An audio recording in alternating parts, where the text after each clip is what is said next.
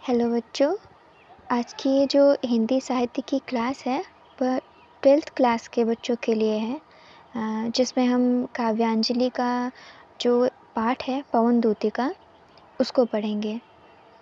पवन दूती का प्रिय प्रवास एक महाकाव्य है, उसका एक अंश है जिसको अयोध्या सिंह उपाध्याय हरिऔर जी ने लिखा है।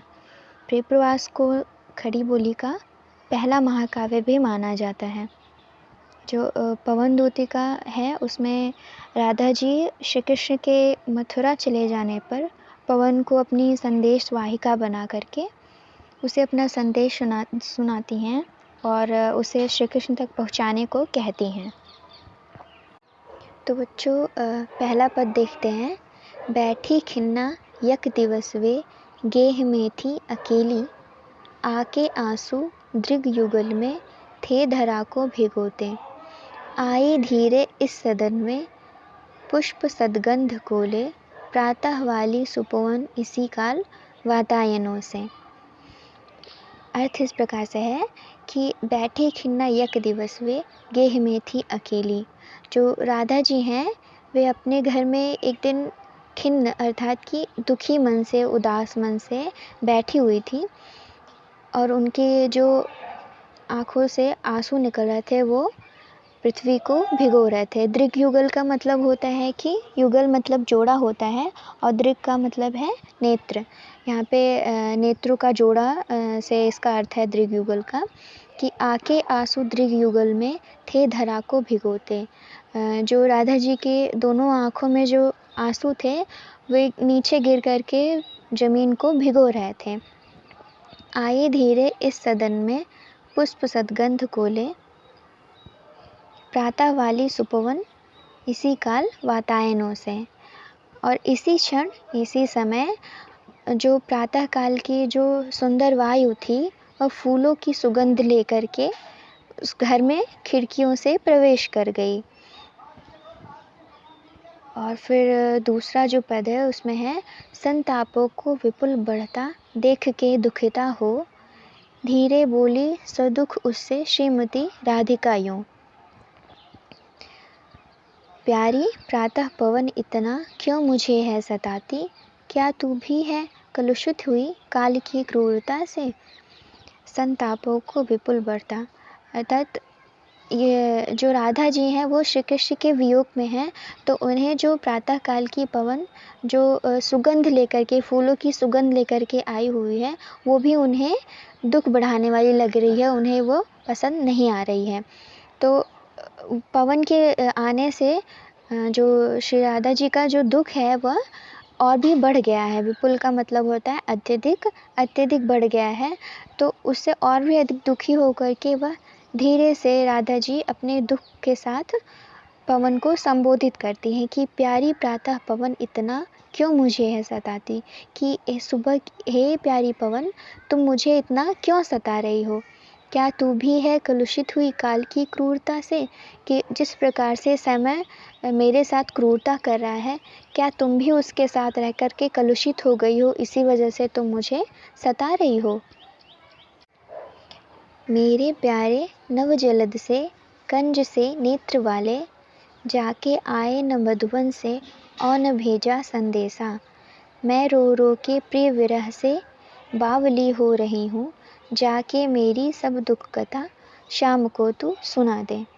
तो यहाँ पे सबसे नीचे वाली लाइन से पढ़ेंगे, अर्थ लेंगे इसका कि जो राधा जी हैं वह अपनी जो दुख की कथा है वह उसको संदेश के रूप में पवन से बोल रही हैं श्याम को अर्थात श्री कृष्ण को सुनाने के लिए कि मेरे प्यारे नव जलद से, नवीन बादलों के समान हे मेरे प्यारे अर्थात हे श्री कृष्ण, कंज से नेत्र वाले अर्थात कमल के फूल के समान जिनके नेत्र हैं वे श्री कृष्ण, जाके आए न मधुबन से, तुम मधुबन के लिए गए और वहाँ से लौट कर के आए ही नहीं, और न भेजा संदेशा और वहाँ से तुमने कोई संदेशा भी नहीं भेजा मेरे लिए।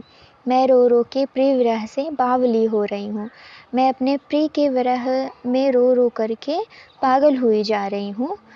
जाके मेरी सब दुख कथा शाम को तू सुना दे। हे पवन, मेरी इन सभी दुख की कथाओं को तुम शाम को जा कर के सुना दो। चौथे पद में हयौर जी लिखते हैं कि ज्यों ही मेरा भवन तज तू अल्प आगे बढ़ेगी, शोभा वाली सुखद कितनी मंजू कुंजें मिलेंगी। प्यारी छाया मृदुल स्वर से मोह लेंगी तुझे वे, तो भी मेरा दुख लख वहाँ जान विश्राम लेना। ज्यों ही मेरा भवन तज, जैसे ही तुम मेरा भवन, मेरा घर छोड़ करके तुम अल्प ही आगे बढ़ोगी, मतलब कि थोड़ा सा ही आगे बढ़ोगी, तो शोभा वाली सुखद कितनी मंजू कुंजें मिलेंगी। तुम्हें शोभा देने वाली बहुत ही सुंदर मंजू मतलब कि जो बगीचे हैं, क्यारियां हैं, वो तुमको मिलेंगी। प्यारी छाया मृदुल स्वर से मोह लेंगी तुझे वे अपनी प्यारी छाया और कोमल स्वर से तुम्हें मोह लेंगी। तो भी मेरा दुख लख वहाँ न जा विश्राम लेना। पर हे पवन, तुम मेरा दुख देख करके वहाँ जा कर के विश्राम नहीं लेना, अर्थात तुम्हें वहाँ रोकने के लिए बहुत सारी सुंदर चीज़ें होंगी, बहुत सारे सुंदर बगीचे होंगे, पर तुम वहाँ न रुक करके तुम सीधे श्री कृष्ण के पास चले जाना। थोड़ा आगे सरस रव का धाम सतपुष्प वाला, अच्छे अच्छे बहुद्रुम लतावान सौंदर्यशाली। प्यारा वृंदा विपिन मन को मुक्तकारी मिलेगा, आना जाना इस विपिन से मुह माना न होना। थोड़ा आगे राधा जी कहती हैं पवन से कि थोड़ा आगे सरस रव का धाम सतपुष्प वाला, अर्थात थोड़ा आगे जाने पे तुम्हें सतपुष्प वाला धाम मिलेगा, जो सुंदर रव, सरस मतलब कि जो मृदुल आवाज़ से युक्त होगा। अच्छे अच्छे बहुद्रुम लतावान सौंदर्यशाली, वहाँ पे बहुत अच्छे अच्छे द्रुम अर्थात वृक्ष होंगे जो लताओं से युक्त होंगे और सौंदर्यशाली होंगे, अर्थात सुंदरता से भरे हुए होंगे। प्यारा वृंदा विपिन मन को मुक्तकारी मिलेगा। और ये कौन सी जगह है? राधा जी पवन को बताती हैं कि ये प्यारा वृंदावन है और जो मन को मुक्तकारी लगेगा, जो मन को मोह लेने वाला लगेगा। आना जाना इस विपिन से मुह्य माना न होना। विपिन का मतलब होता है वन और मुह्य माना का मतलब है मोहित। आना जाना मतलब कि तुम इस रास्ते से, इस वन से आना जाना, परंतु इस वन से तुम मोहित नहीं होना, अर्थात तुम्हें यहाँ भी नहीं रुकना है। आगे कहती हैं कि जाते जाते अगर पथ में क्लांत कोई दिखावे, तो जाके सन्निकट उसकी क्लांतियों को मिटाना। धीरे धीरे परस उसके गात उत्ताप खोना, सद्गंधों से श्रमित जन को हर्षितों सा बनाना। जाते जाते अगर पथ में, तुमको आगे जा कर के अगर पथ में, रास्ते में कोई क्लांत अर्थात थका हुआ दिखावे, कोई दिखे तुम्हें रास्ते में थका हुआ, तो सन्निकट, तो जाके सन्निकट उसकी, तो हे पवन तुम उसके निकट जा कर के उसकी क्लांतियों को मिटाना, अर्थात तुम उसकी थकावट को दूर कर देना। धीरे धीरे परस करके गात उत्ताप खोना, परस मतलब कि धीरे धीरे पास में जा कर के, और गात का मतलब होता है शरीर, उत्ताप का मतलब होता है कि जो तपती हुई गर्मी है, तो धीरे धीरे परस करके गात उत्ताप खोना, तुम धीरे धीरे उस थके हुए व्यक्ति के पास जा कर के उसकी जो शरीर की जो तपन है उसको तुम कम कर देना। सद्गंधों से श्रमित जन को हर्षितोषा बनाना, अपनी जो सुंदर गंध है तुम्हारी, उससे जो श्रमित अर्थात जो श्रम से थके हुए लोग हैं उनको हर्षितों सा बनाना, अर्थात उनको प्रसन्न व्यक्ति जैसा कर देना। लज्जाशील पथिक महिला जो कहीं दृष्टि आए, होने देना विकृत वसना तो न तू सुंदरी को। जो थोड़ी भी श्रमित वह हो, गोद ले श्रांति खोना, होठों की और कमल मुख की म्लानताएं मिटाना। लज्जाशीला पथिक महिला जो कहीं दृष्टि आए, अर्थात कहीं पे भी हे पवन तुम्हें कहीं पे भी कोई लज्जाशीला अर्थात लज्जा से युक्त कोई महिला पथिक महिला मिल जाए तुम्हें रास्ते में, तो उसे विकृत वसना, तुम उस सुंदरी को विकृत वसना न होने देना। विकृत वसना का मतलब है कि तुम इतनी ज़ोर से नहीं बहना कि उसके जो कपड़े हैं वो उड़ सकें। जो थोड़ी भी श्रमित वह हो गोद ले श्रांति खोना, अगर वह थोड़ी सी भी थकी हुई हो तो उसको तुम अपनी गोद में ले कर के उसकी श्रांति अर्थात उसकी जो थकान है उसको मिटाना। होठों और कमल मुख की म्लानताएं मिटाना, जो उसके होठों पे और जो उसके कमल रूपी मुख पे जो म्लानताएं आई होंगी, जो थकावट की सिलवटें आई होंगी, तुम उनको मिटा देना। कोई क्लांता कृषक ललना जो खेत में कोई क्लांता कृषक ललना खेत में जो दिखावे, धीरे धीरे परस उसकी क्लांतियों को मिटाना। जाता कोई जलद यदि हो व्योम में तो उसे ला, छाया द्वारा सुखित करना तप्त भूतांगना को। कोई क्लांता कृषक ललना, क्लांता यहाँ पे क्लांता शब्द है, अगर यहाँ पे पुरुष के लिए युक्त किया गया होता तो क्लांत होता, और ये स्त्री के लिए या फिर लड़की के लिए युक्त किया गया है तो प्रयोग किया गया है, तो इसको क्लांता इसीलिए यहाँ पे लिखा गया है। तो कृषक ललना, ललना का मतलब होगा पुत्री, कृषक का मतलब होता है कृषि करने वाला, अर्थात किसी भी किसान की कोई पुत्री थकी हुई तुम्हें खेत में काम करते हुए दिखाई दे तो धीरे धीरे परस उसकी क्लांतियों को मिटाना, धीरे धीरे पास में जा कर के तुम उसकी थकावट को मिटा देना।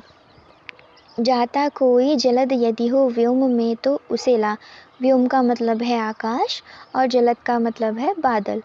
यदि कोई आसमान में कोई बादल जा रहा हो तो उसे ला करके छाया द्वारा सुखित करना, वो जो कृषक कन्या है उसके ऊपर वो बादलों की छाया करना और उस तप्त भूतांगना को सुखी करना, अर्थात वो जो गर्मी से जो परेशान है वो जो कृषक की कन्या, उसको तुम सुखी करना।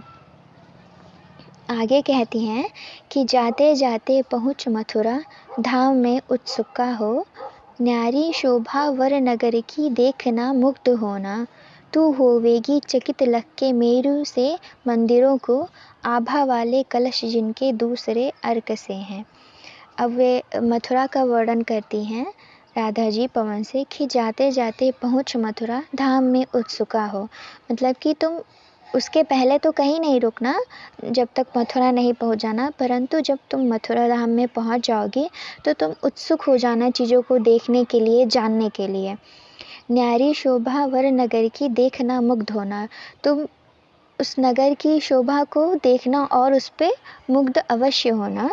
तो होवेगी चकित लख के मेरु से मंदिरों को, मेरु का मतलब है पर्वत से, कि पवन से कहती हैं राधा जी कि तुम मेरु से अर्थात तुम पर्वत से बड़े मंदिरों को देख करके तुम आश्चर्यचकित अवश्य होगी, अर्थात मथुरा में जो मंदिर हैं वो किस प्रकार से हैं, पर्वत के जितने बड़े बड़े हैं।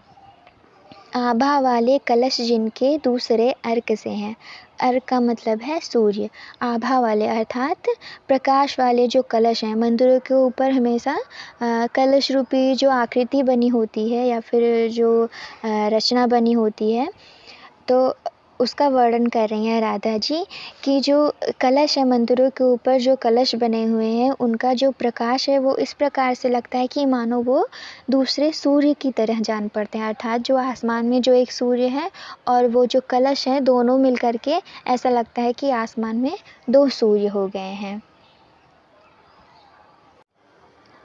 बच्चे आज के लिए बस इतना ही। ये आपका पवन दूती का पाठ काफ़ी बड़ा है, तो अगर एक साथ पढ़ा देंगे तो वो पढ़ने में थोड़ी सी दिक्कत होगी आप लोग को भी। तो अब आगे का जो बचा हुआ भाग है वो हम अगले वीडियो में पढ़ाएंगे। तब तक के लिए आप पढ़ते रहिए अच्छे से, ठीक है।